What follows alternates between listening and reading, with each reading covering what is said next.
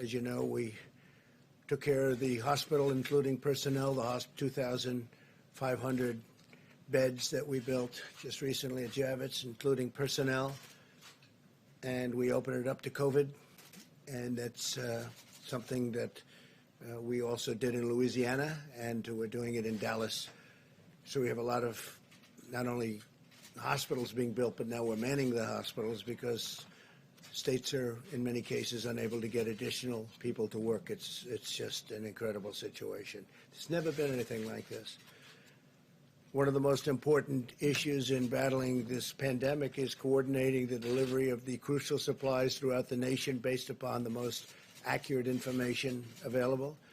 And we've got the best health care and disaster experts anywhere in the world, and everybody will tell you that. And we're dealing with big parts of the world and helping them also through this horrible situation. We're at 151, still 151 nations are going through it. We're working to ensure that the supplies are delivered where and when they're needed. In some cases, we're telling governors, we can't go there because we don't think you need it and we think someplace else needs it. And pretty much so far, we've been right about that. And we'll continue to do it as it really gets. This will be probably the toughest week between this week and next week. And there'll be a lot of death, unfortunately, but a lot less death than if this wasn't done, but there will be death. We're looking for an obvious focus in the hardest hit regions. Some of them are obvious and some aren't so obvious. They spring up, they come, and they hit you like you got hit by a club, an area that wasn't at all bothered. You look at what's going on in New Jersey. The governor's doing an excellent job, by the way, but how that sprang up. Every decision that we're making is made to save lives. It's really our sole consideration. We want to save lives. We want as few lives lost as possible.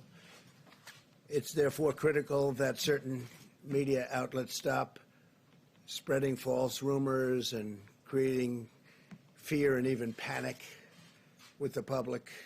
It's just incredible. I could name them, but it's the same ones, always the same ones. I guess they're looking for ratings. I don't know what they're looking for. So bad for our country.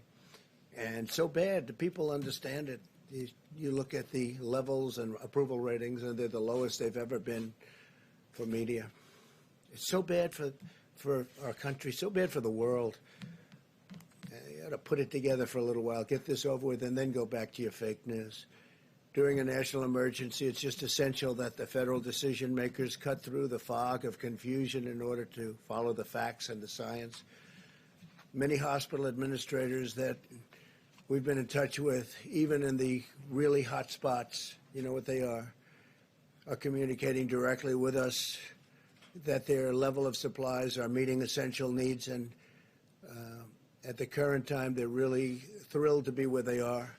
Whenever local shortages are reported, we're asking states to immediately meet the demand, and we're stockpiling large amounts in different areas, and we're going to be discussing that in a little while. But we want distributions to be made on a fair basis. We have to take care of a large country, not just certain areas of the country.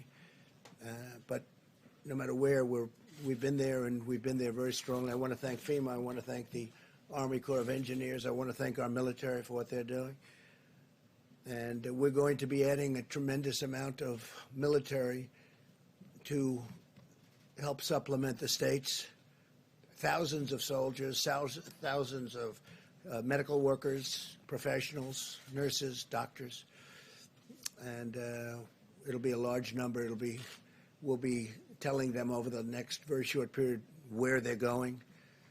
They're going into war. They're going into a battle that they've never really trained for. Nobody's trained for this. Nobody's seen this. I would say since 1917, which was the greatest of them all.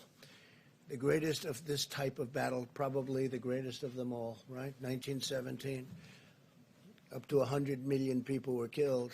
In addition, we're working directly with hospitals and existing suppliers and distributors to ensure that those with the greatest need are prioritized. And that need changes. One day it's one state or one locale, one city, and then all of a sudden they're starting to do well. We had some very good reports coming out of the state of Washington, coming out of various parts of California. So areas that we were getting ready to really hit hard, we can now go to other areas. It looks like New York is going to be hit very hard.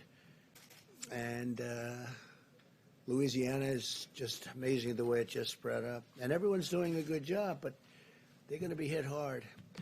Areas in the country that are not experiencing large-scale infections are requesting supplies beyond what their present circumstances require. And we talk to them and we tell them and we explain it, and for the most part, they're good with it. We think we're right. It's very understandable that officials would seek to get the most they can get for their communities. But the fears of the shortages have led to inflated requests. We have some states and areas where they're just asking for far more. I mean, look, we had one state asking for 40,000 ventilators. 40,000. Think of it, 40,000. It's not possible. They won't need that many, and now they're admitting they don't need that many, but we're getting as many as we can to them. Again, nobody's ever seen anything like this in terms of ventilators, in terms of protective equipment and uniforms and outfits. But it makes it more difficult for distributors to prioritize the real need, and it could intentionally, and, you know, look, everybody has proper intentions, but they want to make sure they're 100%, and sometimes when they know they don't need it, they want it anyway. It gives them that extra feeling of satisfaction, but we just can't do that. It's not even possible to think about it. And that's why, and we're a backup. Remember, we're a backup. We're the greatest backup that ever existed for the states, especially when we start getting into the hospital building business and getting into the medical center building business. When you see we built many hospitals, numerous hospitals in some states and medical centers. That's why my administration's been requesting actual usage numbers directly from the states and hospitals to meet their needs, because we want to be ready when the brunt of it comes, which is coming quickly. You see it. You see it as sure as you can see it. And when the brunt of it comes, we want to be ready to hit the area that needs it. We don't want to have spent everything in one area and they don't need it there to anywhere near the extent. So let me be extremely clear about one point. We will move heaven and earth to safeguard our great American citizens. We will continue to use every power, every authority, every single resource we've got to keep our people healthy, safe, secure, and to get this thing over with. We want to finish this war. We have to get back to work. We have to open our country again. We have to open our country again. We don't want to be doing this for months and months and months. We're going to open our country again. This country wasn't meant for this. Few were. But we have to open our country again. I just spoke with the commissioners, leaders of, I would say, virtually all of the sports leagues. Rob Manfred, Commissioner of Baseball, Major League Baseball. Roger Goodell, Commissioner of the National Football League. Adam Silver, Commissioner of the National Basketball Association. Gary Bettman, Commissioner of the National Hockey League. Jay Monahan, Commissioner of the PGA Tour. Kathy Engelbert, Commissioner of the Women's National Basketball Association. Dana White, the Ultimate Fighting Championship. Vince McMahon, President of the WWE. Don Garber, Commissioner of Major League Soccer. Steve Phelps, President of NASCAR. Michael Wan, Commissioner of the LPGA. Roger Penske, Founder and Chairman, Penske Corp. And Drew Fleming, President of the Breeders' Cup. And there are a couple of others on, and these are all the great leaders of sport, and they want to get back. They got to get back. They can't do this. Their sports weren't designed for it. The whole concept of our nation wasn't designed for it. We're going to have to get back. We want to get back soon, very soon.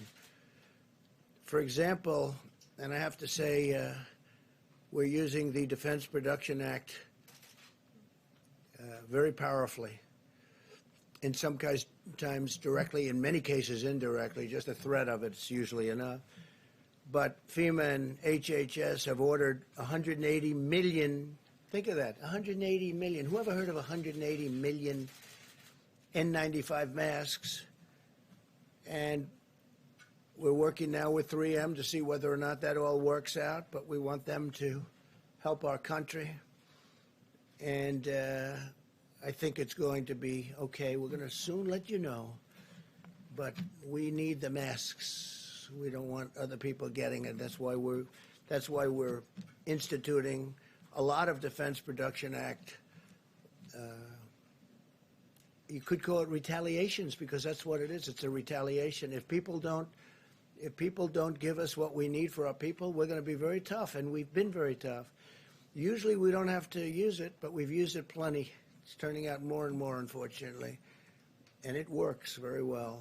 Our supply chain logistics task force, led by Admiral John Polovchek, who's doing a fantastic job, will ensure they're distributed to the healthcare and critical infrastructure workers in the areas with the most pressing requirements. That's the 60 million masks that we're talking about, and the 180 million N95 masks. 180 million. Who ever heard of 180 million masks? And this is a incredible thing. A lot of times we have to stop playing this game. If a governor wants 200 ventilators, and I say, no, we're going to send you 1,000. We think you need more than 200. And then the media meets with the governor, and they say, oh, you got more? Well, it's not enough. The president should have sent more. So he's asking for 200. We give him 1,000. They say, how's the president doing? He should have given more, because that's politics. That's politics. And that's unfortunate, because we can't play that game. And, you know, that's one party doing it, and the other party's happy. But they're all really happy, because they should have been doing this work themselves for a long period of time. Many of their cupboards were bare. With respect to the ventilators, FEMA and HHS continue to monitor the data on an hourly basis where provided by the states in order to most effectively target the distribution of supplies. We've been asking states to provide us with daily updates on the number of ventilators and their utilization rates, because some states have more ventilators than they need. They don't even like to admit it. They'll admit it when everything's over, but that doesn't help us very much. This data is vitally necessary so that we can ensure ventilators are getting to the right place at the right time. FEMA, HHS, DOD are developing resources within the next 24 hours. They will have a whole different set of criteria. Every day it's different criteria. Every day this horrible, invisible enemy changes a course. It changes course. If you were fighting the normal fight, you know what's happening. They hit one, they hit another state, they hit areas that you didn't expect, but we're watching it and we're capturing it. Our goal is to stay several days ahead of the needs in each state, but we can only do that if the cities and states utilize real-time local knowledge to provide timely and precise data about actual usage. So we have to be able to do that. And if a state has ventilators, as an example, that they know they're not going to need, they should give them over, and we should move them with the other ones. We have now 10,000 in our pipeline, and stockpiled 10,000 close. And we're moving some into New York, so we're going to need some additional. We're moving some into New York City and state separately, and we're bringing them to the point where they'll need them. I can also report that at my direction, 1,000 military personnel are deploying to New York City to assist where they're needed the most. That's the hottest of all the hot spots.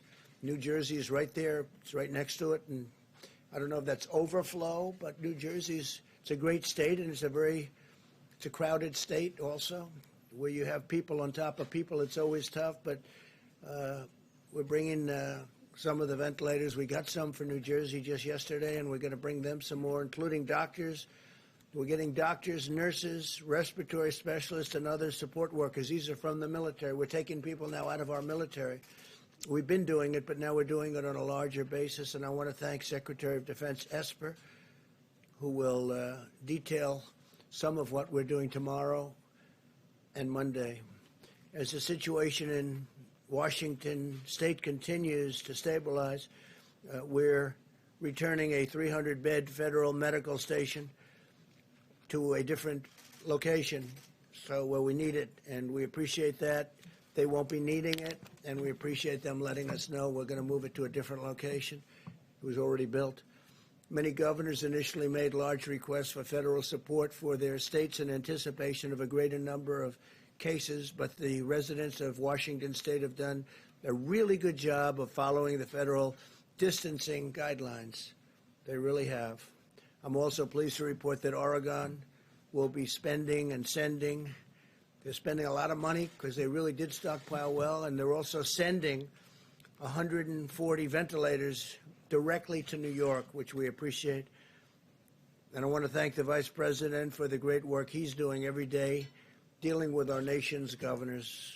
Mike Pence has been working day and night on this, and we want to get it over. He's got to get a little more sleep than he's getting. He hasn't been getting very much, I will tell you that. And we're all in this together, and it's a beautiful thing to see how people are joining forces to help one another. They really are. In addition to our courageous doctors, nurses, and healthcare workers, I also want to thank the incredible food supply workers who are feeding our nation. I spoke just a little while ago to Senator Bozeman. You know Senator Bozeman, we all do. He's a great senator. He's a great person. We spoke just this morning, and we discussed how important it is to keep our farmers and ranchers, processors, and distributors in our nation's prayers. And I want to thank the senator for the incredible job he's been doing. And a lot of the senators and congressmen and everybody's working very hard. My administration is working very aggressively to pioneer new medical countermeasures to treat and prevent infection. Working on a lot of things. We must utilize our nation's scientific brilliance to vanquish the virus. We have to vanquish the virus as quickly as we can, because we have a lot of things happening in this country, and we have a great future, but we have to get back to work. This week, the FDA established the Coronavirus Treatment Accelerator Program, which is expediting the development of new antiviral and other therapies, and they're doing it on a very rapid basis.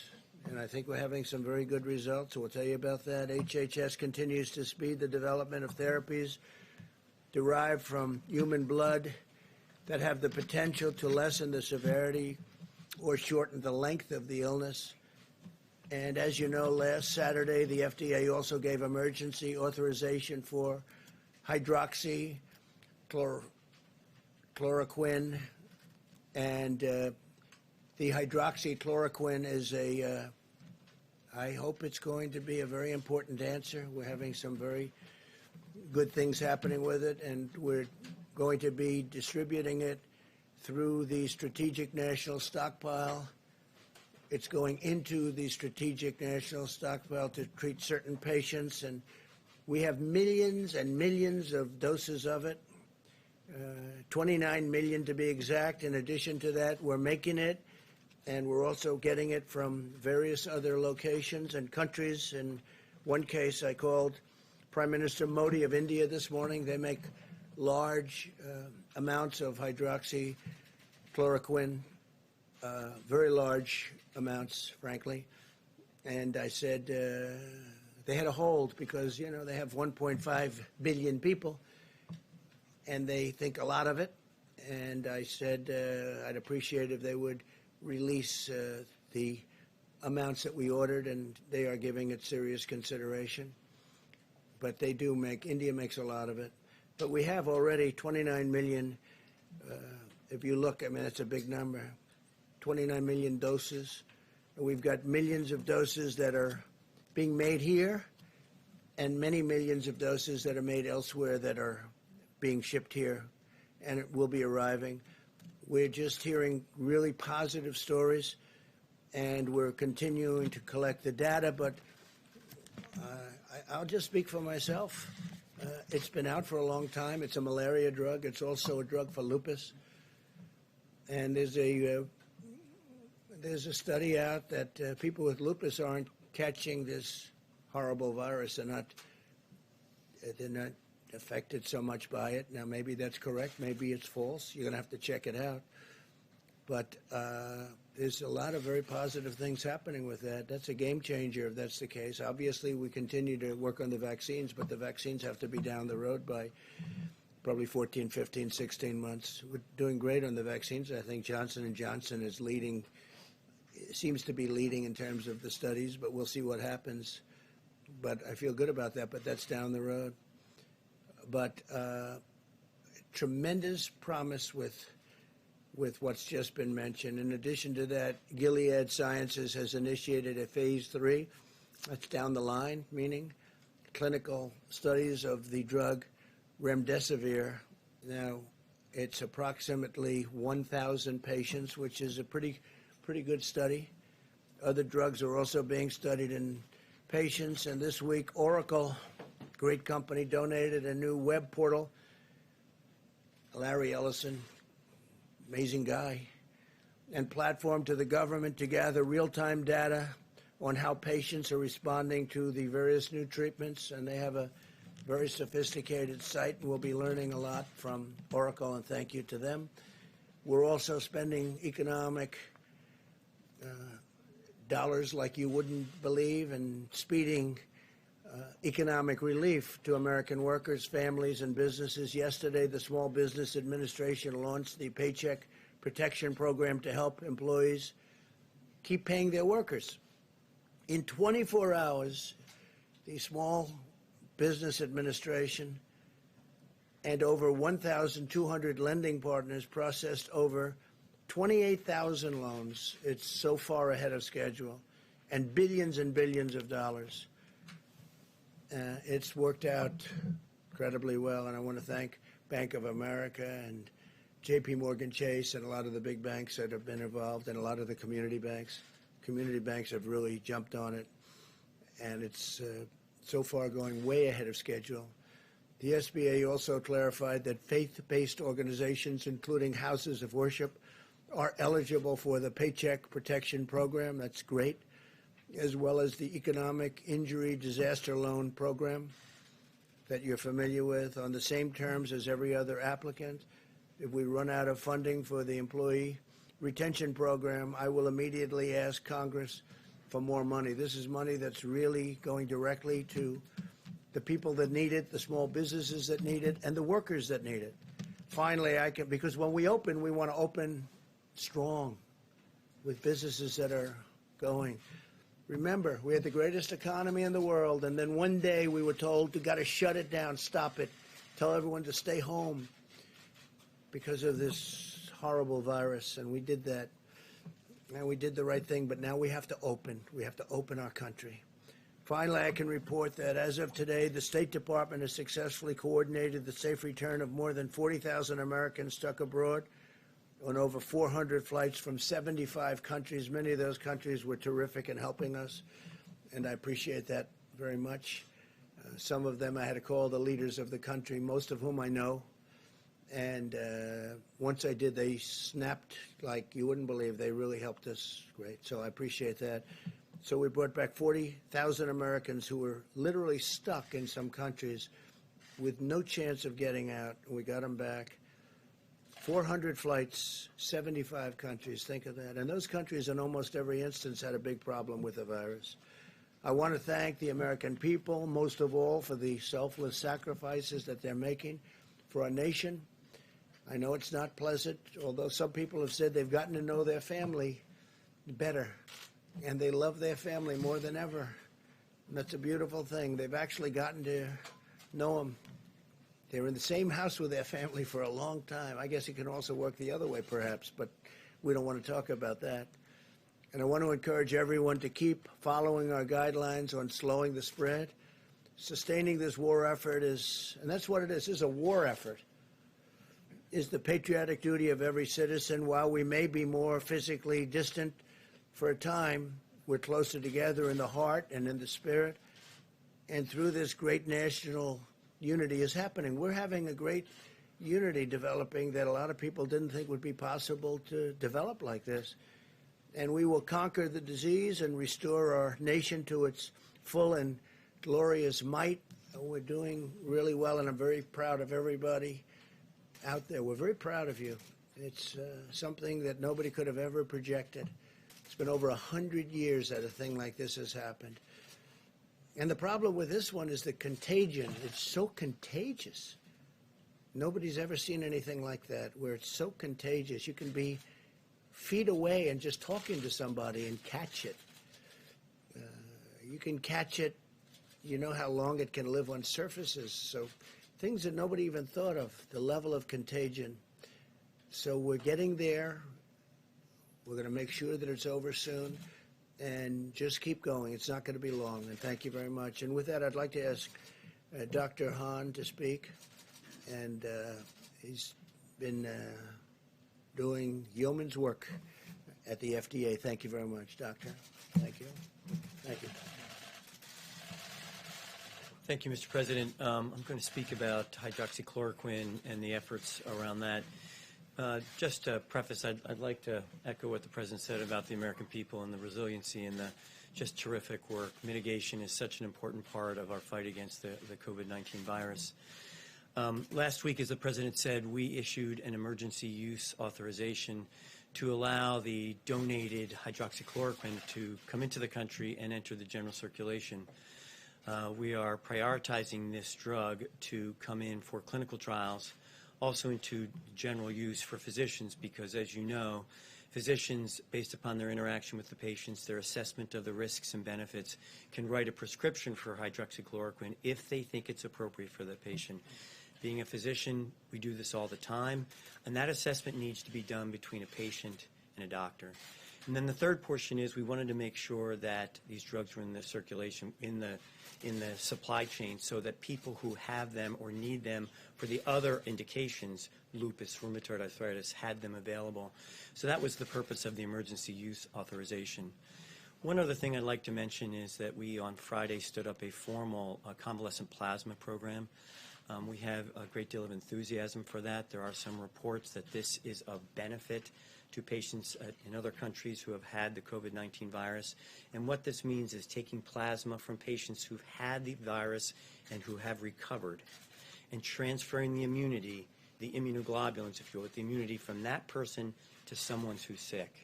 And we're hopefully expanding that across the country. The Red Cross is involved in that program, and I think it shows a great promise. It needs to be studied like other things, but just like I said before, it provides hope. We don't want to provide false hope, but definitely hope. Thank you. Thank you very much, Mr. President. I'd like to just take a couple of moments to talk a little bit about the public health aspects and how it relates to what the President just said about the need for us to begin to at least think about returning to some degree of normality. And that has to do with what's going to be happening as we end this week and we go into next week. You will be seeing, and we should not be surprised because the kinetics of how this virus works, is that we're going to be seeing that there are going to be deaths that are going to continue to go up. But as I mentioned to this group and to the general public multiple times, there really is a cascading of events where you have new cases, hospitalizations, intensive care, and deaths. So at the same time that we may be seeing an increase in deaths, we want to focus on the effect of mitigation is really the number of new cases. And that's what we're going to be thinking about and looking about. So we're going to pay close attention to that, and hopefully the kinds of mitigations that we're talking about are going to have the impact to allow us to begin to think about maybe changing a bit. So the question arises, is the mitigation working? So let's look historically and then just look at the reality of it. Clearly in the countries, China included, that have implemented since very strict kinds of programs of mitigation, clearly it works. In our own country, we've seen indication of that in Washington. Remember, Washington State was the first to get hit. but they put in a really good program of mitigation. And if you look at the charts that Dr. Berg showed the other day, they're still down there doing well. And the reason is, again, what I've said before, but I think it's worth reiterating, that we have two opposing forces here. The virus, which wants to do what the virus wants to do. Viruses transmit from people to people. When people are separated from each other, virus does not transmit. It doesn't go anywhere. And that's the reason why something as simple as the physical separation, because if you look at the Vice President's chart that he shows all the time here from this podium, every aspect of that ending the COVID outbreak in 30 days has some aspect of it of physical separation, whether that's avoiding crowds, whether that's staying 6 feet away from people, whether that's doing teleworking. All of it does that. That's our most important tool. We'll be talking about vaccines and drugs and things like that that will mitigate later. But this is what we really have to do. And I want to actually just plead, as I do multiple times from here, to the American public. You know, as sobering and as difficult as this is, what we are doing is making a difference. So we really need to continue to do that. I must tell you, I was just mentioning to the Vice President as we came in, last night when I wasn't here, I went out with my wife and actually did a little power walking down Massachusetts Avenue. For those who live in Washington know what I'm talking about. And we passed a couple of restaurants where people were getting takeout food. The restaurants were closed to people going in, but they were open to takeout. And I saw something that absolutely made me feel really, really good. They were separating themselves by at least 6 feet. In fact, some of the restaurants had little things on the floor that said, stand here and then stand there. And I think if we as a nation pull together to do that, hopefully when we keep coming back here at these press conferences, we'll be able to show you that that curve that we keep talking about is going in the right direction. And I'll be happy to answer questions later. Thank you. Okay, please. You said earlier that the virus is springing up in areas you did not expect. Yesterday you said some states in the country are not in jeopardy. The fact that this is unpredictable, isn't that an argument for every state to have one of these stay-at-home I don't think so. orders? Look, there are some states that you have great distance, natural distance, big land, few people, and they're in very good shape. And if there is a case, they can quarantine that person, or that person will be separated, will be brought to a hospital, secure area. So you do have different cases as opposed to a New York or Los Angeles. Los Angeles is doing incredibly well, by the way. But areas where you have lots of people tight together, it's a big difference. So, no, they're different. There are many different cases. Please. Mr. President, you mentioned the military off the top. So 1,000 troops going to New York. And then are we expecting other mass deployments around the country? And then is it just the Army? Is it... No, not mass. Many of the places are really in great shape. They really have done a fantastic job. And we may add to the 1,000, but New York will be getting about 1,000 military people, nurses, doctors, lots of other people, because that's what they need. Yeah, and that's medical. No, medical military. Please. Sir, you tweeted earlier today that you liked the idea of a second coronavirus task force that was focused on reopening the economy. Thinking about it. So I was wondering if you were planning to go forward with that. Thinking about it. Getting a group of people, and we have to open our country. You know, I had an expression, the cure can't be worse than the problem itself, right? I started by saying that. And I continue to say it. The cure cannot be worse than the problem itself. We've got to get our country open. Reopening, can you talk about your call with the sports commissioners? Did you say you'd like to see people back, fans back in arenas in Absolutely. August? I want fans back in the arenas. I think it's by whenever we're ready. I mean, as soon as we can, obviously. And the fans want to be back too. You know, they want to see basketball and baseball and football and hockey. They want to see their sports. They want to go out onto the golf courses and breathe nice, clean, beautiful, fresh air. No, I can't tell you a date, but I think it's going to be sooner rather than later. But and you know, we're not going to have separation for the rest of our times on the planet. We need it for this period of time, but eventually people are going to be able to occupy those seats in arenas next to each other, like we have for all of my life and all of your life. They want to sit next to each other at restaurants, They don't want to be, 6 feet away. And some restaurant man called up. He said, I'm worried because I have a small restaurant with not too many seats. I think he said 120. And he said, if I practice what this is, I'm down to 30 seats. I can't make it. I said, don't worry about it. That's for a short period of time. You'll be back to your number of seats. We can't do that. Otherwise, you're making everything. That means your stadium is half the size of what it was a month ago. No. They're going to be close together, but they're going to be breathing air that's not infected, that's not going to kill people. Please. Since you're not committing to pack the stadiums by August, what are your contingencies? Well, I'm not committing to it. I'm not committing to it. We're going to see where we are. That'd be great if we could. But we're going to be back to good health soon, in my opinion. We're making a lot of progress. And we're making progress because, as Tony told the story about the restaurant and about how they were separated sort of automatically, people are doing that. People are doing that. They're staying in their homes. They don't want to go out. They're doing what they know is the right thing to do. It's not very complicated. It's, in many ways, it's a very beautiful thing to see. Yeah. Contingency plans for the Republican National Convention? We have no contingency plan. We're having the convention at the end of August, and we think by the end of August we'll be in good shape. We have no contingency. It's going to be in North Carolina, as you know, in Charlotte. And I think we're going to have a great convention. I noticed, I think we had an opponent, but I almost didn't know who it was. He got 0.00001% of the vote. But I heard he dropped out 3 or 4 weeks ago.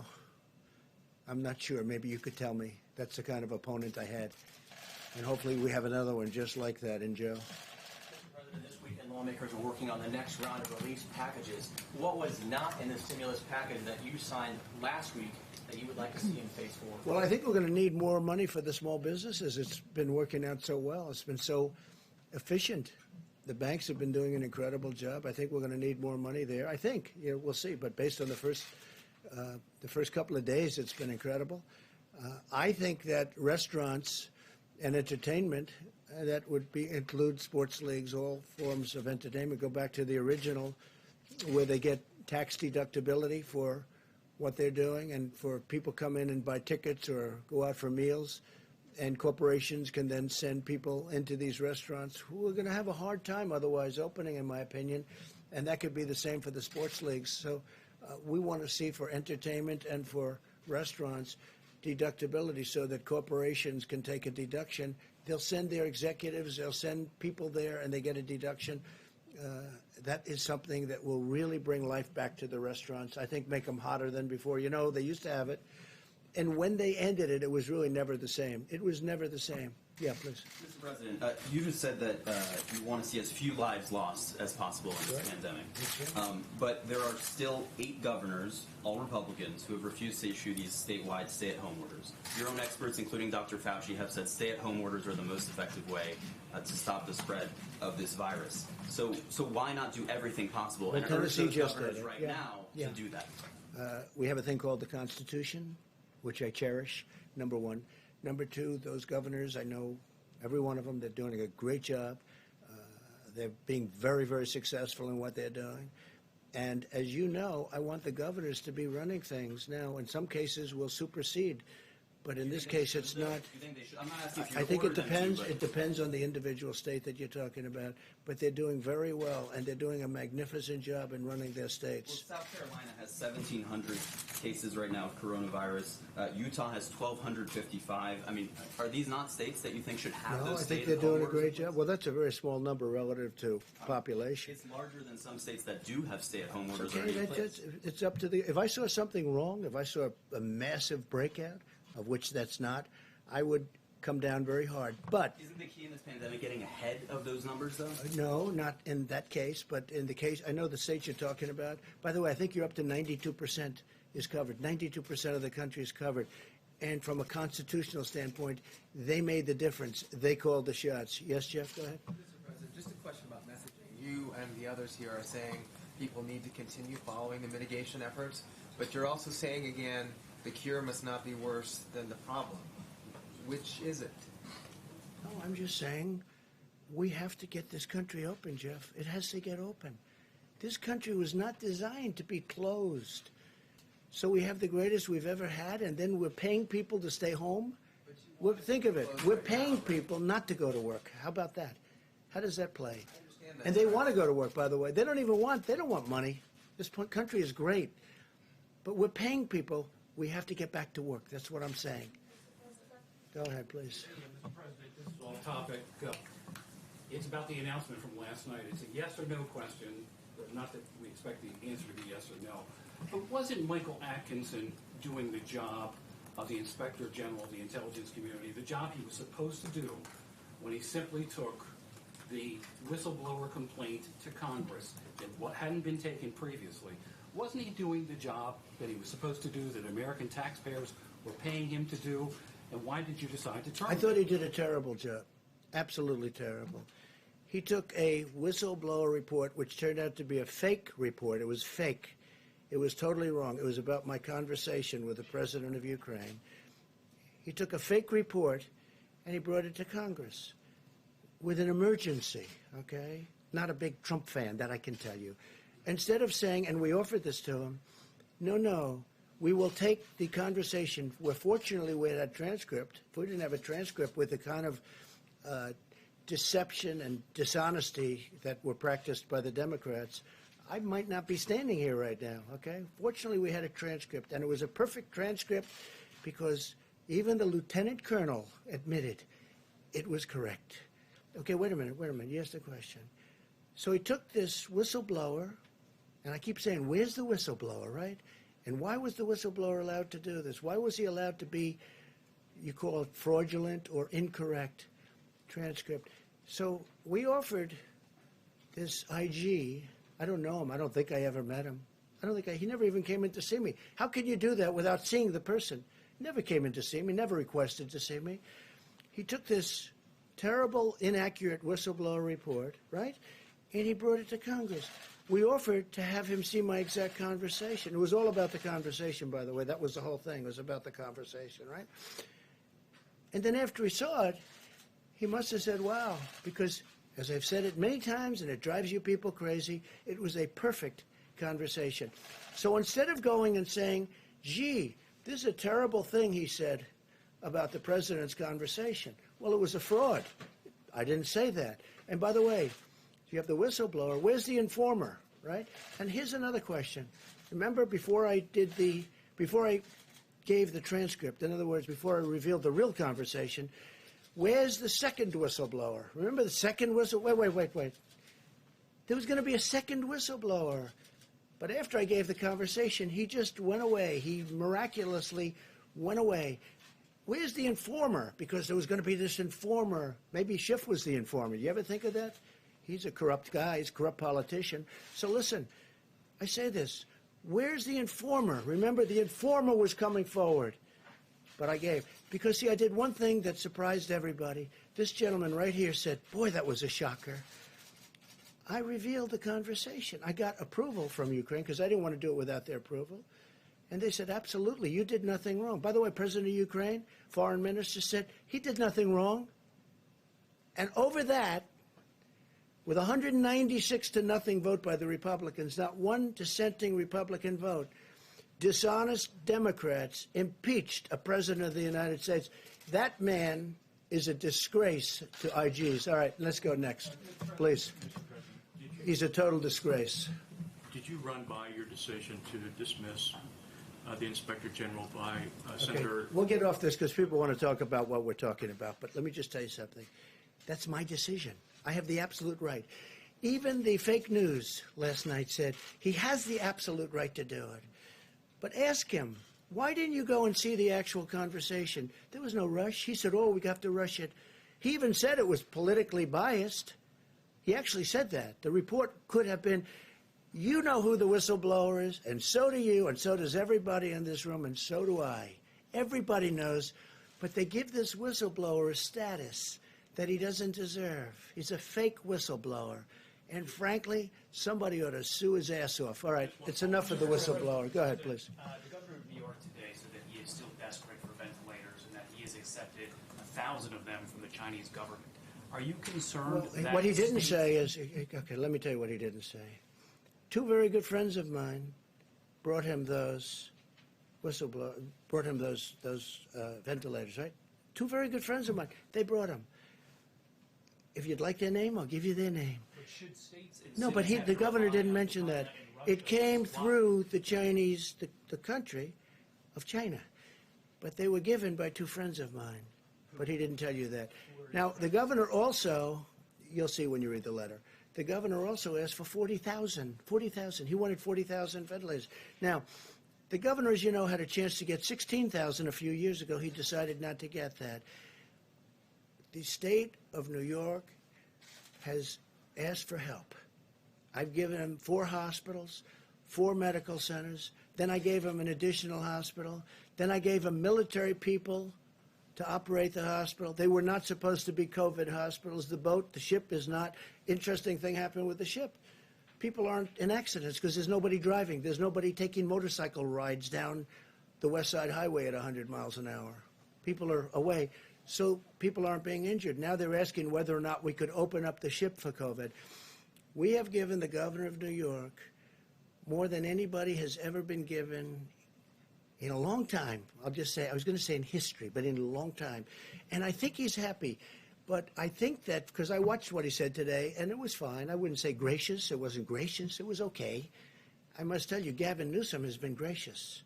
Los Angeles, California, the job we've done, and all of California. Why does that matter if they're gracious or not gracious? It doesn't matter.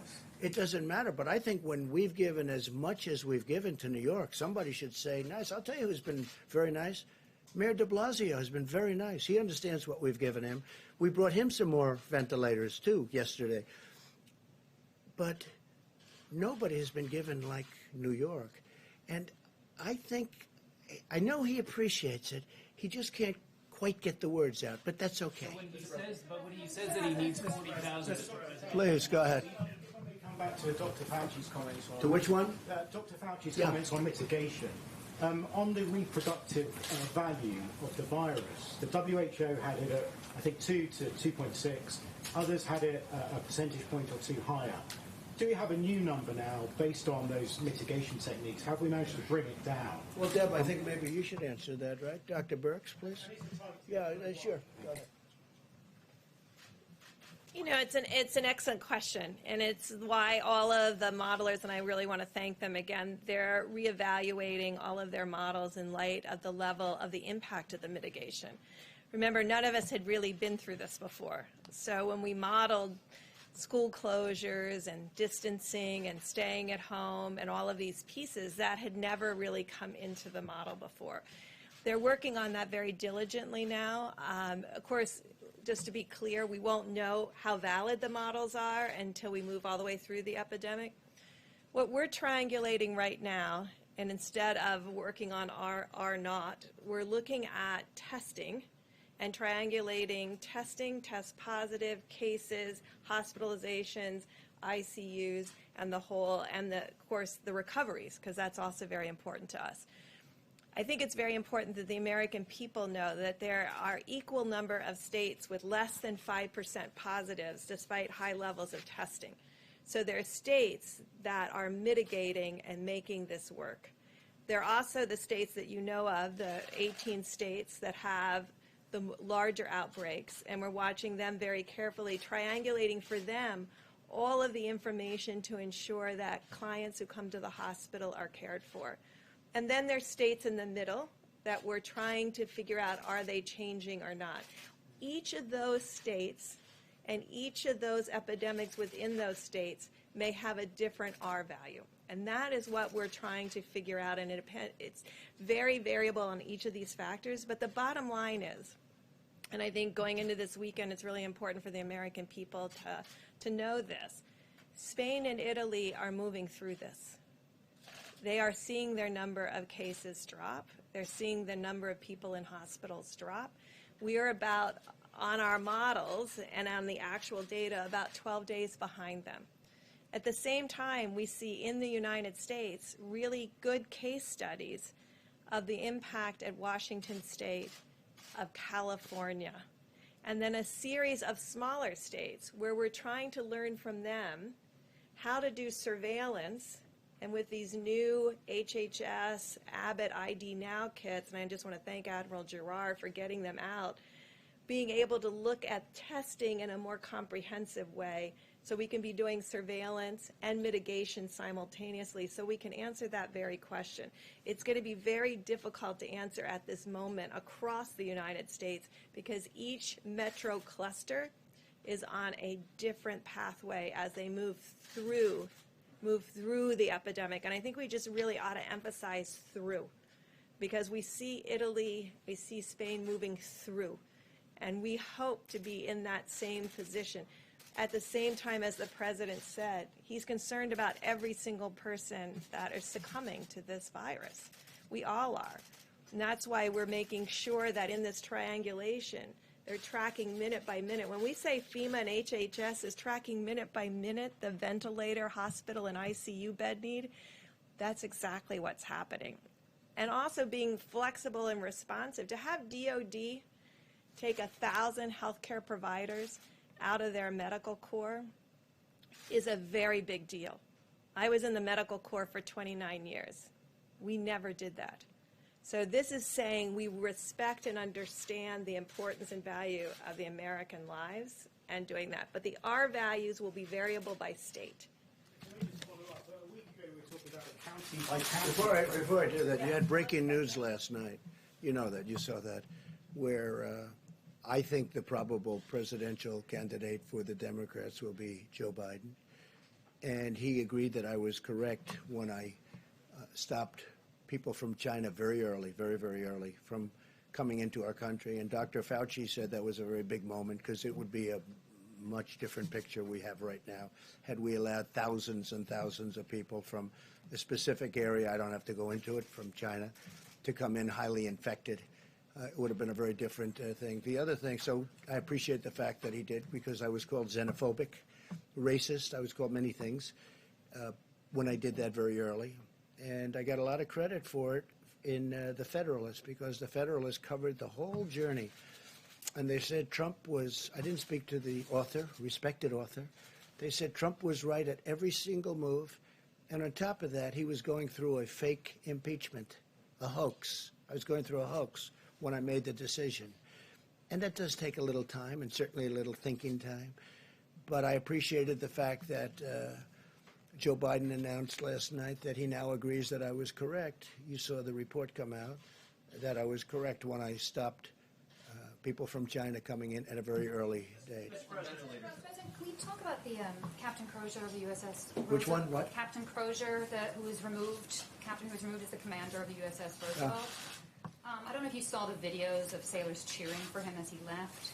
Our reporting shows that some sailors have said that they are worried to re-enlist because they are not convinced that commanders are taking care of their health and taking care of them.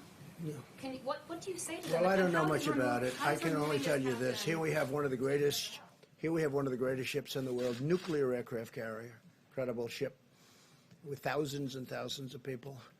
And you had about 120 that were infected. Now, I guess the captain stopped in Vietnam and people got off in Vietnam. Perhaps you don't do that in the middle of a pandemic or something that looked like it was going to be. You know, history would say you don't necessarily stop and let your sailors get off, number one. But more importantly, he wrote a letter.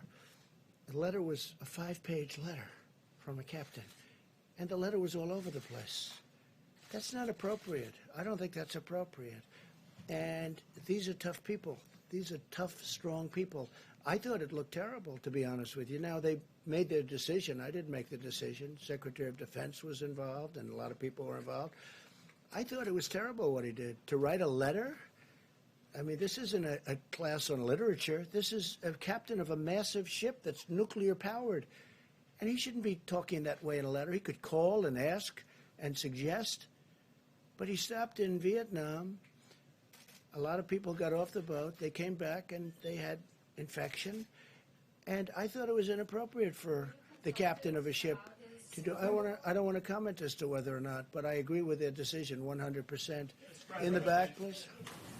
Joe Biden actually just attacked you in a tweet. I don't know if you have seen it. He just what? Attacked you. He just said. Well, he didn't write Donald- anything. Look, he has people, he has professionals from the Democrats Mr. President, writing. let me just read what he said. He said Donald Trump is not responsible for the coronavirus, but he is responsible for failing to prepare our nation to respond to it. How do you respond to that, sir? He didn't write that. That was done by a Democrat operative. He doesn't write. He doesn't, he's probably not even watching right now. And if he is, he doesn't understand what he's watching.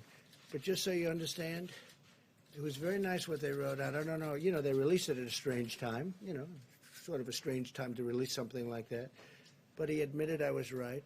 And if you read the Federalist story, which most of you won't, because you don't want to, but you'd learn something, because if you go, it goes through a chart, times. I was early. Dr. Fauci, I don't think he's changed his mind, but he said it was a very important step when we stopped China from coming in from the specific area that was heavily infected. We'd have a whole different thing right now. So I don't really know what Joe Biden said. I don't really care. And again, I see every once in a while I'll say something, I'll make a speech, and then it'll be critiqued, and I'll get this beautiful, brilliant critique. Joe Biden didn't write that. Joe Biden didn't write that. He wished he did, but he didn't. Go ahead, please. Back. Wanted to ask Dr. Fauci a quick question. China has warned of a resurgence of the virus. Has the U.S. developed a plan if, in fact, a second wave of the virus does, in fact, occur here in the country? Yes, we do. I mean, one of the things that obviously is parallel with thinking about the possibility, as I mentioned a little while ago, about mitigation allowing us to turn the corner very much on the front burner, is what happens when we do, because the risk of there being a resurgence is real. So what we need to do, and I believe I said this before, but it's worth repeating, that what we need to have in place, and we will have that in place, is that as you then pull back, you have to have the capability of, in a very pristine, precise way, do the kind of containment when you do see it. Because remember, when you get to mitigation, containment takes the back seat because you're just struggling to mitigate. But when you get it down, you need to make sure it doesn't resurge. So that will require the ability to test, to identify, to isolate, and to do contact tracing. That's what we have to have in place, and hopefully we will at the time that we then pull back. Dr. Question for Dr. Ahn from the FDA. You mentioned the plasma. So these are this plasma that people that were infected that have now either recovered or they're doing well enough, and then they're transferring it to, is it family members? Can you walk us through that's working, and is it kind of like a case-by-case basis in certain hospitals? What are the results from that? I just was not familiar with that. So this is a situation where someone who's recovered from the virus doesn't have the virus in their system at all. You can take plasma, and this is a pretty routine procedure. You can actually donate a couple times a week, a couple times a month, frankly, and give that plasma. That plasma contains the proteins in the blood that have the antibodies against the virus. You can take that, process it, and then give it to someone who's ill. And so that allows you to transfer that immunity. It doesn't have to be matched by family or anything like that. Since last Tuesday, the Tuesday before last, we've allowed academic centers and other laboratories and hospitals around the country to do this on a compassionate use basis. What we did was we pulled this together in what's called an expanded access program and run it through the Red Cross because they've got the greatest system and capacity for doing this. And this allows us to scale up so that when people get sick, we can actually have these donated plasma packs given to the patients who are sick. So do people need to be donating plasma? So obviously some of us don't know if we've had it or recovered. What should people be doing? So we've started with the Red Cross in this program. We made an announcement yesterday. We are planning to actually scale that up, and we'll have more information this week because we want to make sure we have the systems in place. It's a superb question. Thanks. Right, Jeff, go ahead. Mr. President, can you clarify the situation with 3M right now?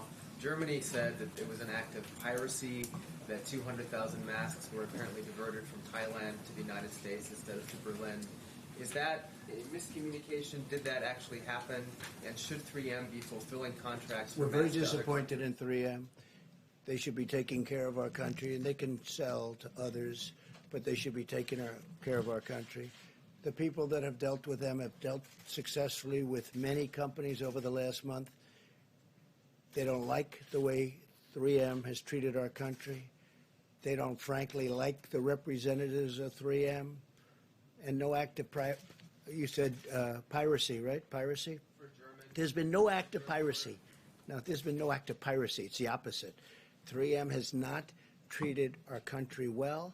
And if they do, great. And if they don't, they're going to have a hell of a price to pay. Okay? I say it that way. And I watched him on television on something talking about how this is so hard to believe, so hard to fathom.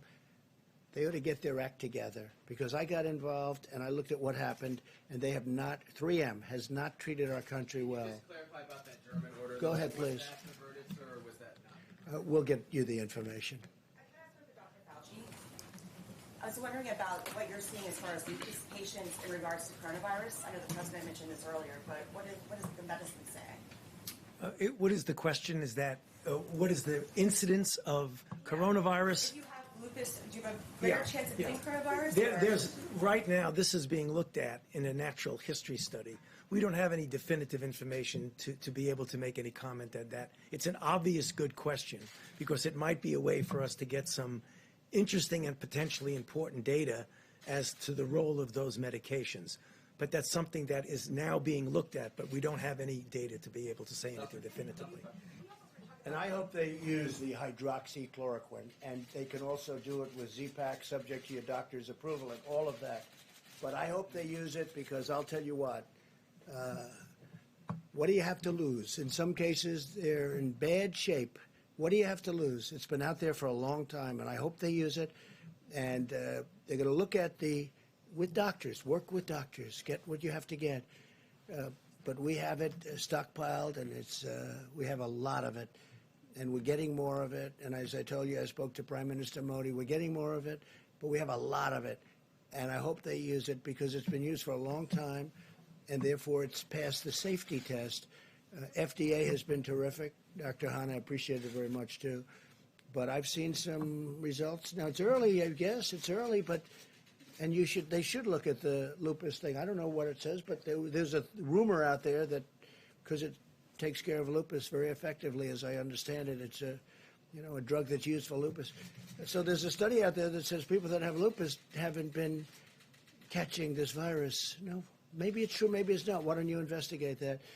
And there's also other studies, with the malaria, that the malaria countries have very little people that take this drug for malaria, which is very effective for malaria, that those countries have very little of this virus. I don't know. You're going to check it out. But I think people should, if it were me, in fact, I might do it anyway. I may take it. Okay? I may take it. And I'll have to ask my doctors about that, but I may take it. Yeah, please, go ahead. Mr. President, last week, the last couple of days, you've been really optimistic about Russia and Saudi Arabia coming together on a deal on oil. But in the last 24 hours, the OPEC Plus meeting's been pushed back. They've traded some really quick. Well, OPEC can do whatever. Look, I've been against OPEC all my life. Because what is it? It's an illegal, you could call it a cartel, you could call it a monopoly, there's a lot of different names for it. But it broke down very violently. Very violently. So I don't care about OPEC. I really don't. I couldn't care less about OPEC. Let me just say, no. I think they're going to settle it. You know why? Because they're going to be destroyed. They're destroying themselves if they don't. Russia, it's a very important, and we had a very good conversation, President Putin and myself, very good.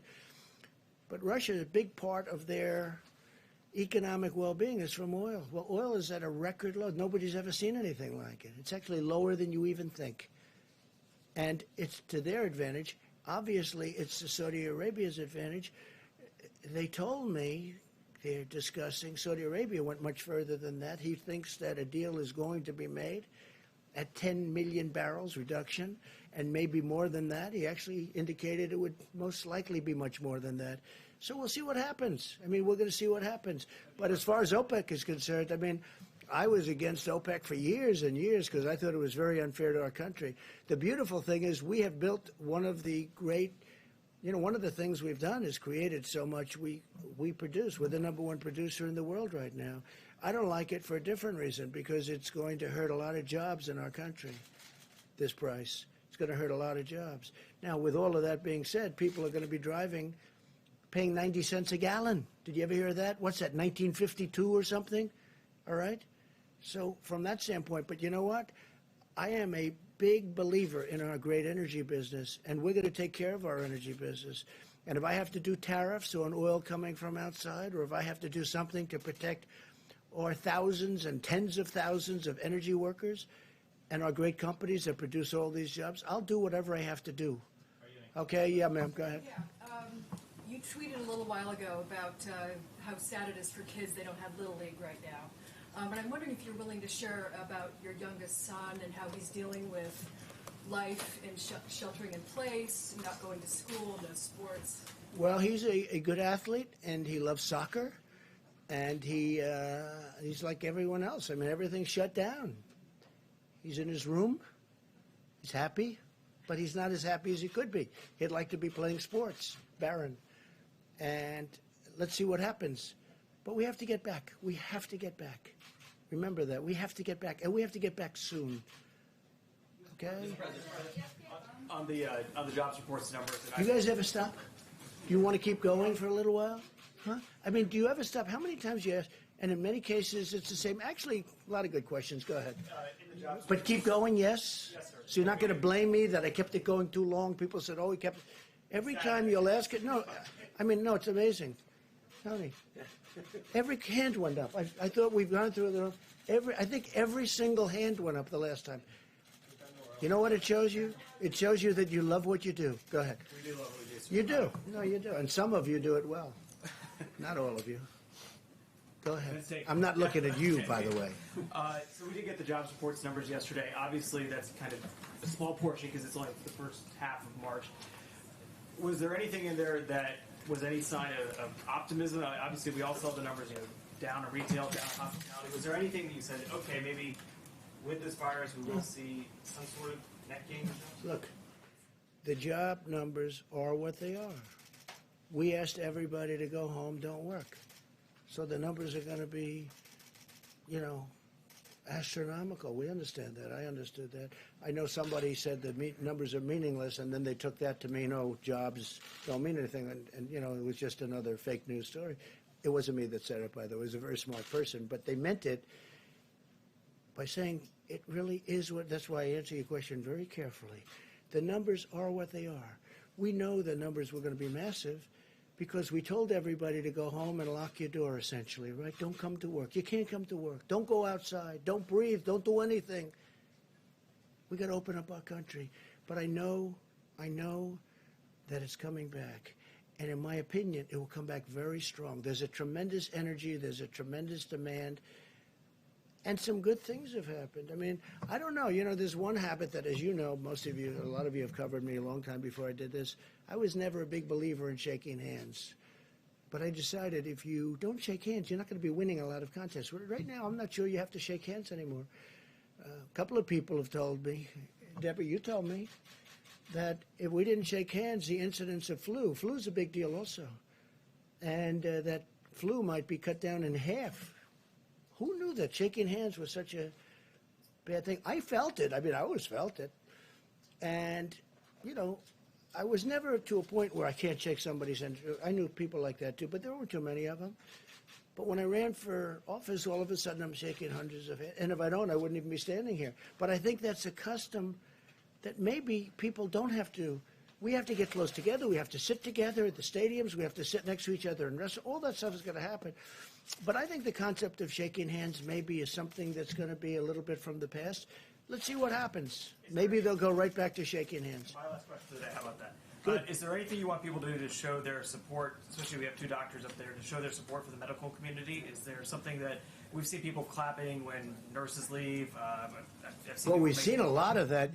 You might say something there. I have seen such support. I saw this morning where everyone's they're clapping for fire department, they're clapping for police, but they are really these people are what? You know what they're like? They're like, Tony, they're like warriors, Mike. They're like warriors. They were going into Elmhurst Hospital, which has been tragic, right near where I grew up in Queens. Going in, and the people in buildings are going, I mean, they're the rock stars. They're warriors. Nurses, doctors, first responders, what they're going through. And they don't even know what's going to happen. I mean, they go in, and by the way, even if they have great equipment, they're catching it, great equipment. They have good equipment, they catch it. They catch it with good, with bad. It is evil. But Tony, you might say something, and Mike, you may say something about that. Yeah, I'm glad you brought up that question because I don't think people can really fully appreciate the extraordinary effort of these people. I mean, it's amazing. I did all of my medical training in New York City in a big, busy New York City hospital at a time when it was just what you normally see in a hospital. I came to NIH, and I spent about 5 to 8 years in the very early years of the AIDS epidemic, which was just the darkest years of my life because almost every single one of my patients died. And yet, as we knew epidemiologically, that there was very little risk. There was a small risk, but very little risk of getting infected from a patient. To see now what these brave warriors are doing in the hospitals, not only giving life-saving treatment to people, but every single day putting themselves at risk for themselves and their family. I just think that the American public owe a phenomenal debt of gratitude for these people. How do you want them to show that? And they should just salute them at every ways you can. You know, when we were at war and at the height of the war in Afghanistan and Iraq, when you're at an airport and you'd see somebody with a uniform come by, everybody would do that. I think that's what we should do when we see healthcare workers, just applaud them. Pretty much what's happening. Mike, please.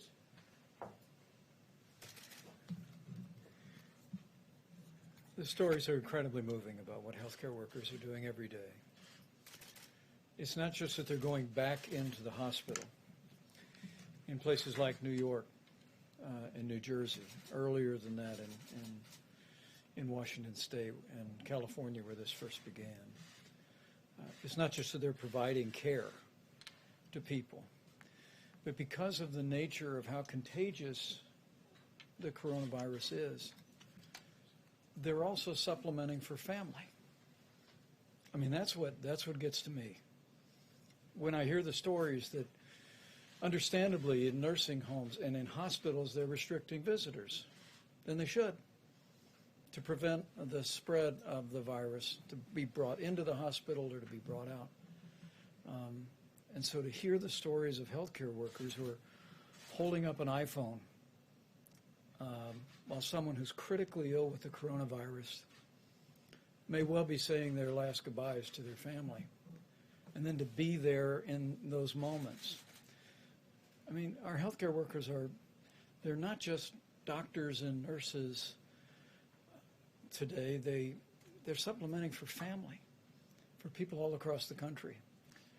And I just think tomorrow's Palm Sunday. It's Holy Week in the great Christian tradition. And I have people ask me from time to time, send me an email or on the many conference calls that we have, they said, what can we be praying about? And my first thought is with the families who have lost loved ones and the patients who are struggling with coronavirus. But during this very special week, I just encourage people to pray for our healthcare workers. Pray for them and their families. They are really the hands and feet every day, not just of healthcare, but of the heart of the American people. And we are all grateful for them every hour of the day. And think also about the Army Corps of Engineers. That's a little different, depending on where they are and where they're working. But the Army Corps of Engineers, throwing up a hospital in New York City, 2,500 beds in 3 days?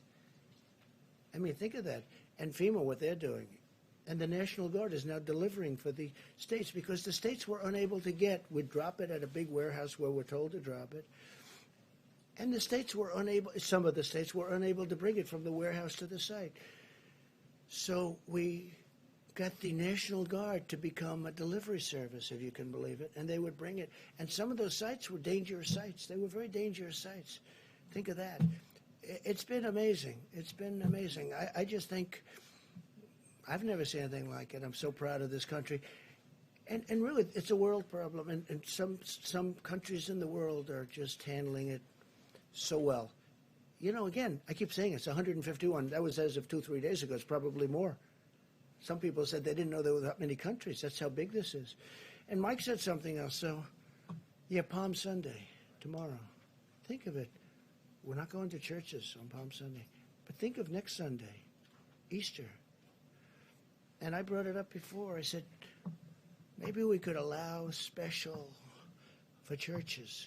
Maybe we could talk about it. maybe we could allow them with great separation outside on Easter Sunday. I don't know. It's something we should talk about. But somebody did say that, well, then you're sort of opening it up to that little, do we want to take a chance on doing that when we've been doing so well? But Easter Sunday, Palm Sunday, I'm going to be watching tomorrow live from Riverside, California, great church. But I'm going to be watching on a computer, right? On a laptop. I think on Easter, maybe I'll be watching from a laptop as opposed. So how sad is it that we have Easter Palm and Easter Sunday and people are watching on laptops and computers? It's sad. But the job that this whole country has done is amazing.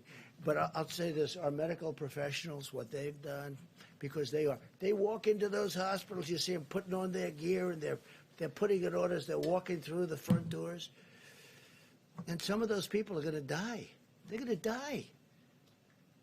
It's like incredible. And we can say what we want, Tony and Deb, about young and medium-aged. There are plenty of those people dying too. It generally hits the older people where they have problems. It hits young people too, and it hits middle-aged people too. But these people are walking into hospitals, and I watch. I think it's incredible. And they're putting their outfit. They're getting it, and they're going in. They're going. It's like a war. Again, there's never been anything so contagious as this. In 1917, it was vicious if you got it, but it wasn't contagious like this. Now, in 1917, had they had the internet and all the means of communication, they could have practiced distancing. By the time people started thinking in those terms, they lost, I guess, 75 to 100 million people.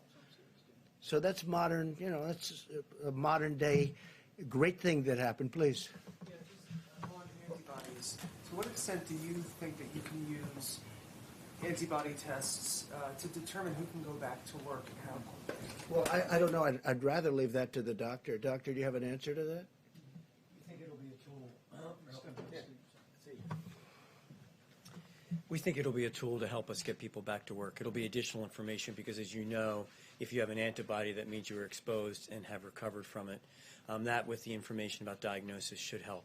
But how quickly can you scale up this testing to determine on a large scale how many people can go back to work and have these antibodies? So as you know, a couple weeks ago, we provided a great deal of regulatory flexibility around this. A lot of great developers have been working on this. Dr. Burks put a call out to the academic labs around the country to do this, and we've been working very closely with a number of manufacturers. So we think that it can be scaled up relatively quickly. Mr. President, a question for Dr. Fauci. In a recent interview, you had said that you knew the 15-day guidance would not be enough. I wanted to ask your confidence level about the 30-day guidance and whether it'll be enough. It's tough to talk about levels of confidence, but I can tell you one thing that I feel strongly, that if we do in a very proactive way what I said in my opening comments, and people literally across the country as a baseline have that physical separation, and as we've mentioned up here, there'll be varying degrees of that depending upon whether you're in New York City or you're in a place that's less. But every place, everybody should be doing some degree of this physical separation. If we do that, I have confidence that what we will see is the turning around of the curve. Whether or not it'll be all the way down where we want, it's impossible to say. I would be foolish to say that. But the one thing I am confident in, so let's take this to the bank, that mitigation works. So it does. We've seen it in other countries. We've seen it in our own country. And that's the reason why I keep coming up at every chance I get to plead with the American people to please take a look at those guidelines that the Vice President keeps putting up with his chart. Because every single one of those points has something to do with physical separation. And mitigation does work. But again, we're not going to destroy our country. We have to get back. Because, at a certain point, you'll lose more people this way through all of the problems caused than you will with what we're doing right now. What we're doing right now, I think it's going to be very successful. But you know what? I don't know. We have a big decision to make at a certain point. Okay, we have a big decision to make. We went this extra period of time, but I said it from the beginning: the cure cannot be worse than the problem itself, and we cannot let that happen. We have an incredible country. We were having the greatest period in our country's history from an economic standpoint in many other ways. We cannot let this continue. So at a certain point, some hard decisions are going to have to be made. Go ahead. Mr. President, ventilator manufacturers are doubling, tripling, even quadrupling their production in some cases. That's true. And yet medical experts and some of these manufacturers are predicting that there will still be shortages of tens of thousands of ventilators. Is it time for you to level with the American public that there likely will be shortages of ventilators in some cases? Could be. I mean, it could be you have shortages, and it could also be that you have some that have way overestimated the number of ventilators they need. We think that, we have a good amount ready to move. I mean, literally, like an army. They're ready to move to any hotspot. But some of the ones that you're talking about, always a nasty question from CNN, but some of the ones, because I think that, frankly, because you know what, you've asked that question about 10 times over the course of about a month. Look, we're mobilized and ready to go. We have a lot of ventilators ready to go. And if we had given them all out, we wouldn't. And you would be overstocked in many areas. What we're doing is we have a very good plan to take from some areas, even though we have the 10 or almost the 10,000, we're also taking from areas that won't be as badly hit as today we think they will be. There will be some areas hit harder than we think, and there's nothing that Deborah or Tony or any of these professionals can do about it. This thing moves in a lot of ways.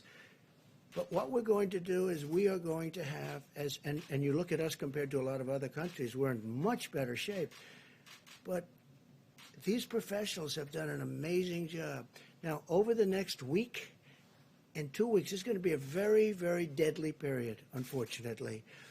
But we're going to make it so that we lose as few lives as possible. And I think we're going to be successful. I think we already are successful in that regard. When you look at that graph and you see all of the bumps, if you want to call it, at a very low level, and you see a couple at a higher level, they were tough. But you see all of those levels. You know, when you look at, and when you hear about Italy, and then you hear about France, and then you hear about, what we have is we have many Italys all over. They're like countries. California is a country. New York is a country. If you look at them from the standpoint of what we're talking about, we have many, like, country spots. Some are hot spots, and there's nothing we're going to do about it. One of the biggest surprises is Louisiana, because it started off so good, and then all of a sudden it shot up like a rocket. But we're going to try and have ventilators wherever we possibly can. Jeff, go ahead. Despite the Herculean effort of some of these companies to ramp up production as fast as possible, it still won't be enough. Well, New York wanted 40,000 ventilators. Okay, 40,000. Think of what 40,000 is. It's like cars. It's a big project. It's an expensive product. I mean, some of them are $50,000 a piece. I saw one the other day, $55,000. That was before they start playing the games with supply and demand, okay? Some are very, very, you call them luxury. Some are not. But frankly, these are very expensive products. These are very high-tech projects and products, and they take a period of time. We have thousands of them being built right now. Some will be ready. And we're going to have extra, and we'll keep them at hospitals. But a lot of hospitals, a lot of states had the chance of getting ventilators, and they turned those ventilators down so they could spend their money at something else. And in a way, I understand that, because who thinks a thing like this? It's not a knock. If I'm told, like perhaps New York, you can spend $1 billion on ventilators and get 16,000 or a massive number of ventilators that they've been offered over the years, or you can build a new bridge or road or something. I mean, I understand how that works. I'm not blaming anybody. I'm just saying a lot of the states had chances of stockpiling a lot of ventilators. They didn't do it, and I think we're doing a very good job in helping them out. Please, Jeff. And it's a very fair question. I understand that question very well. Yeah. To follow up on what you and the others have been saying today about it being a deadly week or two coming, can you give us a sense, or perhaps Dr. Birx, of what that means numerically? I'd like to ask also, I'd like to say, We know pretty much the line of attack. We know the numbers. The numbers are the numbers. They seem to be checking out, unfortunately, or in some cases, they're on the low side, which we're very happy. We want to keep them on the very low side, and that's where we're headed. And I think that's maybe where we're headed. But I'd like to ask maybe you and Tony, where is the week or the number of days of greatest attack? What will be our worst day, if that's possible to determine? I think that's what you're asking, right? And how many deaths exactly are you expecting?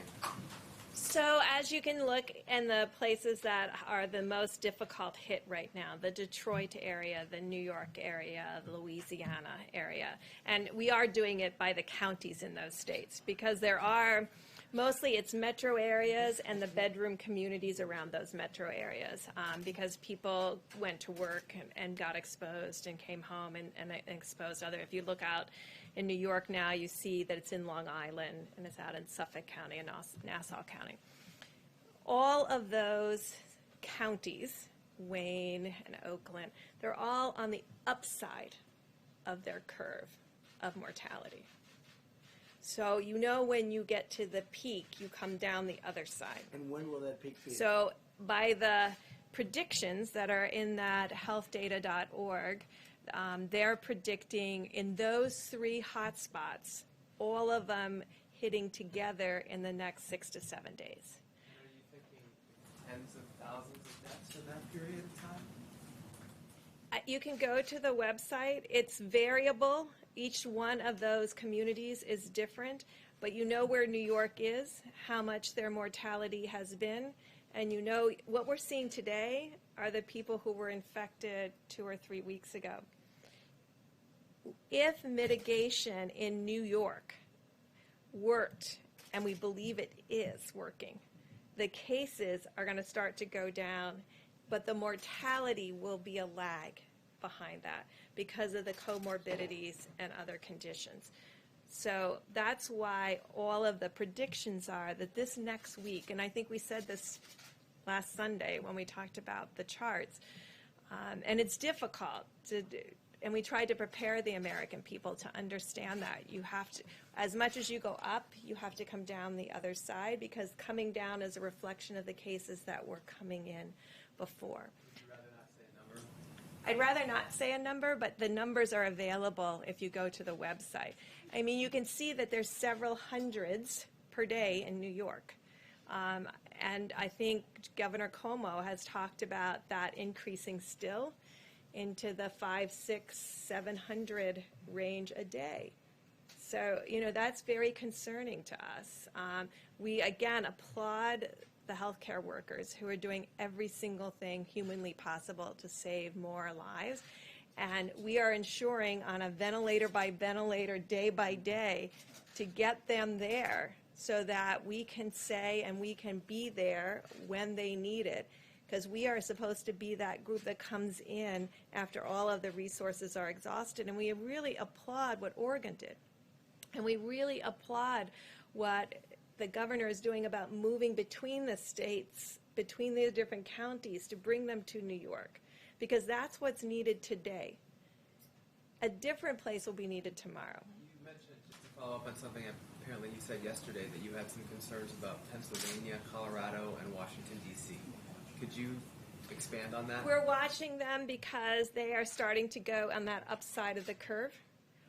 We're hoping and believing that if people mitigate strongly, the work that they did over the last 2 weeks will blunt that curve and they won't have the same upward slope and peak that New York, New Jersey, Connecticut, and part of Rhode Island are having. So this is a very important, the next 2 weeks are extraordinarily important, and that's why I think you've heard from Dr. Fauci, from myself, from the President and the Vice President, that this is the moment to do everything that you can on the presidential guidelines. This is the moment to not be going to the grocery store, not going to the pharmacy, but doing everything you can to keep your family and your friends safe. And that means everybody doing the 6 feet distancing, washing your hands.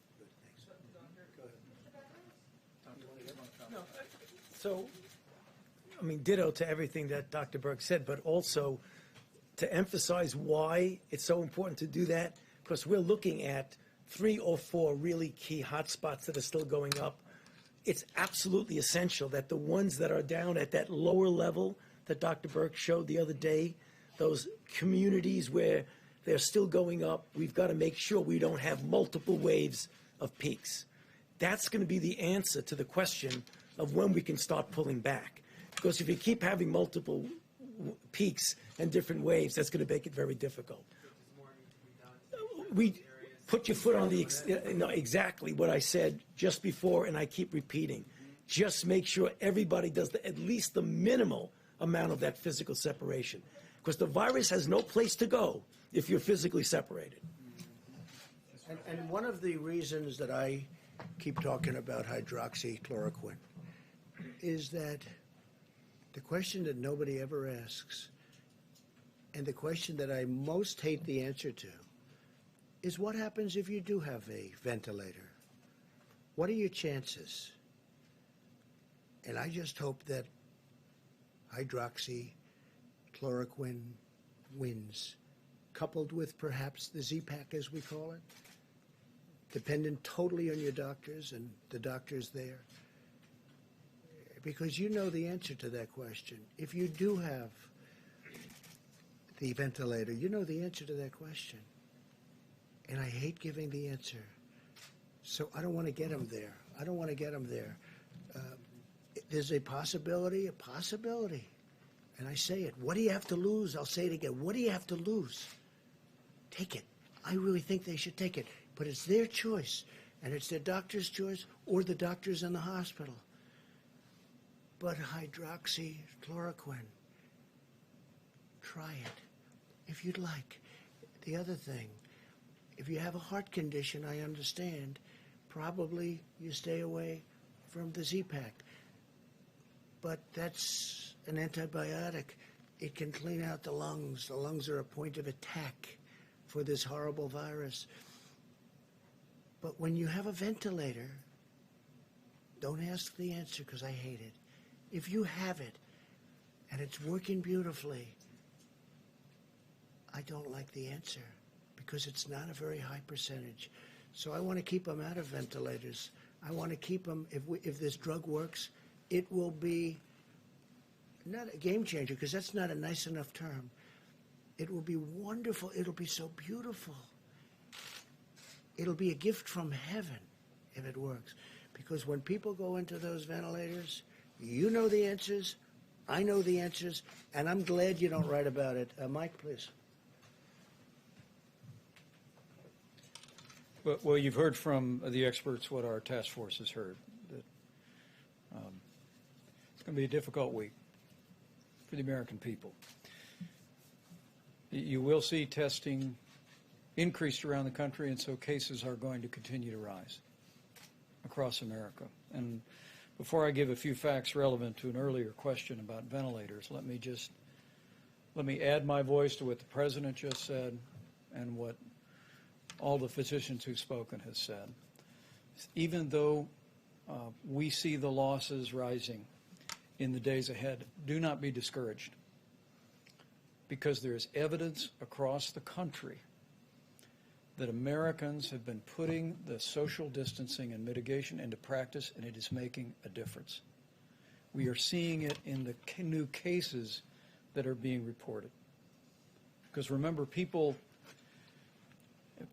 families that experience loss up to this day and in the next week have a loved one who contracted the coronavirus, in most cases more than 2 weeks ago. In many cases before social distancing and mitigation efforts were put into effect. And so we want to encourage you, believe in the President's coronavirus guidelines for America. Go to coronavirus.gov, print them off again, put them on the refrigerator, and remind yourself to put them into practice. On the subject of ventilators, if I can amplify the point the President made,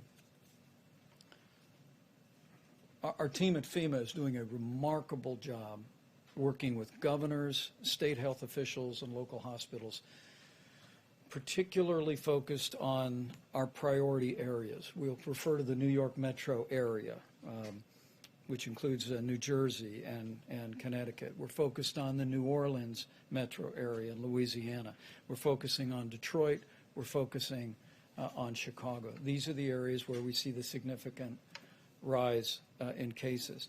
And we are surging supplies, specifically ventilators, but all personal protective equipment from FEMA to those areas. And just to give you a couple of examples, I spoke to governors in New York, New Jersey, Louisiana, Massachusetts, Michigan, and Maryland today alone. And in those cases, Governor Cuomo is actually assessing all of the available ventilators. We've sent 4,400 ventilators already to New York. As has already been referenced, they're going to receive a shipment of over 1,000 from overseas. And allow me to say, as I told her personally today, the governor of Oregon, Governor Kate Brown, her unilateral decision to send 140 ventilators because Oregon, they felt Oregon today is in a place where they could give those ventilators to New York, to me was in the very highest American tradition of loving your neighbor. And when I talked to Governor Cuomo, Mr. President, he actually told me they never asked Oregon for the ventilators. And Governor Brown hadn't even called him to tell him that she was doing that. It really is remarkable. When I talked to Governor Hogan today, and the President and I will be speaking to all of America's governors on Monday again, I told him how inspired I was and how he ought to spread the word to other governors in areas where they can spare resources to be joining with us at the federal level and providing them to states at the point of the need. But just a few for instances. As we track New Jersey, as I told Governor Phil Murphy, we deployed 200 ventilators to New Jersey today. Louisiana, where we're monitoring literally hour by hour what's taking place in New Orleans with some encouraging news, but still great challenges. Yesterday, you heard the President say that we deployed 330,000 gowns that have been delivered to the public health systems and hospitals there, 200 ventilators. I spoke to Governor Charlie Baker today and was able to inform him. We're watching Boston area very closely. 100 ventilators are deploying today. I spoke to Governor Gretchen Whitmer today. Detroit is experiencing a significant number of cases. We're watching it carefully. And today, FEMA directed 300 ventilators to Michigan. Again, as the President said, we're all working our hearts out. But what I want to say to American families and what I want to say to healthcare workers is that we are going to identify the resources, leave no stone unturned, and we are going to focus resources on those areas in the order that they emerge. Now, the last thought is back on mitigation. We are hoping that we do not see other major cities in the country experience what Seattle experienced, what greater New York City area is experiencing, what New Orleans is experiencing, and that's all in the hands of the American people today. So I just want to encourage you, coronavirus.gov, put into practice the President's coronavirus guidelines, and you will do your part to save lives, protect the American people, and ensure that we will have the resources to meet this moment wherever the need should arise. President, you spoke earlier about the SBA loan program that got up and running yesterday, but we're hearing from a lot of small business owners a lot of concerns about whether they will get this money. Some say some of the banks weren't ready yesterday to start processing loans. Some banks are layering, and some we're banks way are ahead of schedules. The banks have been great. layering extra J.P. restrictions Morgan Chase, Bank of America, they're so far ahead. This is typical with you in particular. We hear they're behind. They're not behind. It's been flawless so far, far beyond our expectations. You should say, I hear you're doing well, but maybe I don't even hear of any glitch. They've done billions of dollars of loans to small business. And these are great loans. These are loans that get immediately paid off. These are loans that get businesses back. I wish you could ask a question where something's working so well. Now, maybe things won't work well, and I don't mind that kind, but where something's working so well, and you ask a question in such a negative way. It's doing great. Yeah, go ahead. It's doing great. Really good. Maybe it won't in 2 weeks, and I'll respond differently, but it's doing great. You know it, and so does everyone else. Everyone's shocked how well it's doing. Has mentioned in the Who did? past, Dr. Burks. Yes. Some demographics such as seeing that men might be more susceptible to the virus, seeing in Europe more cases among the between 30 and 50 class. Has the data that you've seen in the past 2 weeks changed that assessment? Are men more susceptible? I don't think it's changed much, has it? No, same pattern as Europe. Same pattern, same answer that we've given you That for the includes last. folks between 30 and 50 being more adversely affected than what we've seen in Asia? No, tomorrow I'll bring you all the graphs back so you can see it. We can bring an updated graph, but it's very similar. Please. Mr. President, a few days ago you talked about possibly restricting flights from hotspots. Where are you on that? Where's your We're looking at it very seriously. Right now, we're dealing with governors, we're dealing with airlines, we're dealing with a lot of different factors. It's a very difficult decision. We're also doing testing, getting into planes, very strong testing. States are doing testing of people that leave planes because they don't want to have people coming in who are infected. So understanding that and the level of testing has been enormous. Okay, and some states are saying you have to go in quarantine for 2 weeks if you come from certain areas.